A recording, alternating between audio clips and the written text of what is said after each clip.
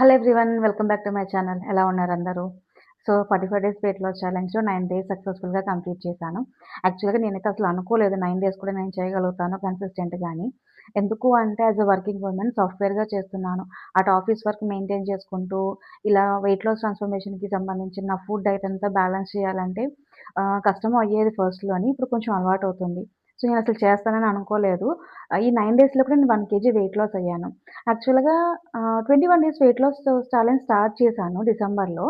అప్పుడు 2.25 KG loss అయ్యాను. తర్వాత కొంచెం గ్యాప్ ఇవ్వడం వల్ల మళ్ళీ 1 కేజీ గెయిన్ అయ్యాను. ఆ 1 కేజీని ఈ 9 డేస్‌లో రెడ్యూస్ చేసి నేను ముందున్న వెయిట్‌కి రాగలిగాను. బట్ ఇలాంటి మిస్టేక్స్ ఇంక చెయ్యొద్దు అని అనుకుంటున్నాను. ఎందుకంటే మనకందరికీ తెలుసు వెయిట్ లాస్ అవ్వడము చాలా కష్టం. బట్ వెయిట్ గెయిన్ ఈజీగా అయిపోతాము. సో, ఇంక అలాంటి మిస్టేక్స్ చేయొద్దు అని అనుకుంటున్నాను. నేను చేసిన చిన్న చిన్న చేంజెస్ ఏంటి అంటే ఎంప్టీ స్టమక్‌లో టీ, కాఫీ తీసుకోవట్లేదు. ప్లెయిన్ వాటర్ తీసుకోవడం ఒకటి, జీరా వాటర్ ఇంక్లూడ్ చేసుకోవడము. మనకి హెల్తీ లైఫ్ స్టైల్‌లోకి రావాలి అంటే చాలా టైం పడుతుంది. మన మైండ్ యాక్సెప్ట్ చేయడానికి, మన బాడీ యాక్సెప్ట్ చేయడానికి. మనం గ్రాడ్యుయల్‌గా ఒకటేసారి కాకుండా కొంచెం కొంచెం మనము హెల్తీ వేలోకి రావడానికి ట్రై చేయాలి. ఫర్ ఎగ్జాంపుల్ నేనైతే పర్ డేకి 3-4 టైమ్స్ టీ తీసుకునేదాన్ని, కాఫీ తీసుకునేదాన్ని. వెయిట్ లాస్ ట్రాన్స్‌ఫర్మేషన్ స్టార్ట్ చేశాను ముందు వరకు. స్టార్టింగ్‌లో కూడా నేను తీసుకునేదాన్ని. బట్ స్లోగా నేను డేలో ఒకసారి తీసుకోవడానికి, తర్వాత 2 డేస్‌కొకసారి అట్లా నాకు కొంచెం టైం పట్టింది అలవాటవ్వడానికి కూడా. ఇప్పటికి కూడా అట్‌లీస్ట్ ఒక 2-3 డేస్‌కొకసారి తీసుకుంటున్నాను. దాన్ని కూడా నేను కంట్రోల్ చేయాలి అనుకుంటున్నాను. దట్ టూ డేలో 1 టైమే, అది కూడా చాలా తక్కువ క్వాంటిటీ తీసుకోవడానికి ట్రై చేస్తున్నాను. ఎందుకంటే అవి కూడా క్యాలరీస్ ఎక్కువుంటాయి కాబట్టి. అండ్ డైట్‌ని ఆహ్ జంక్ ఫుడ్ కంప్లీట్‌గా అవాయిడ్ చేశాను. స్వీట్స్ తీసుకోవట్లేదు. నెక్స్ట్ నేను ప్రతి మీల్ తర్వాత హాట్ వాటర్ తీసుకుంటున్నాను. మార్నింగ్ బ్రేక్‌ఫాస్ట్ తర్వాత కూడా హాట్ వాటర్ తీసుకుంటున్నాను. Only 3 times. బ్రేక్‌ఫాస్ట్ తర్వాత, లంచ్ తర్వాత, డిన్నర్ తర్వాత హాట్ వాటర్ తీసుకుంటున్నాను రెగ్యులర్‌గా నేను.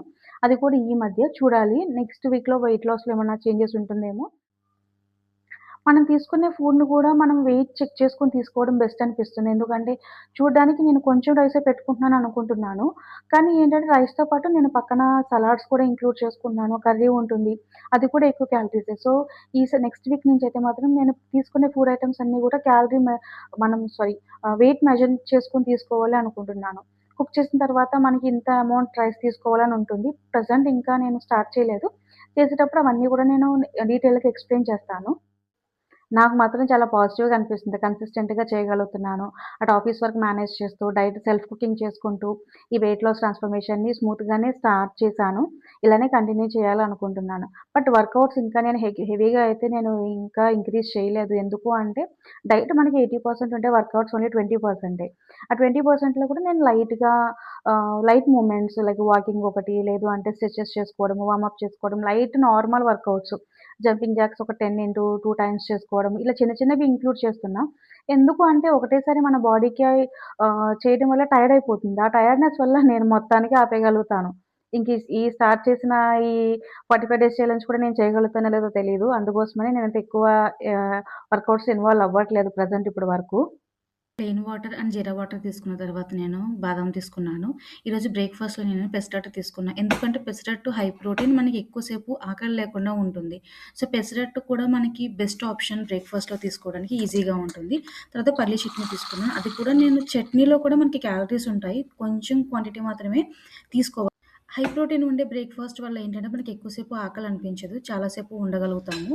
మిడ్ మార్నింగ్ టైమ్‌లో నేను హైబిస్కస్ టీ తీసుకున్నాను. ఈరోజు లంచ్‌లో వైట్ రైస్, సలాడు, చిక్కుడుకాయ కర్రీ తీసుకున్నాను. ఫైబర్ ఇంటేక్ కూడా మనము కౌంట్ చేసుకోవాలి.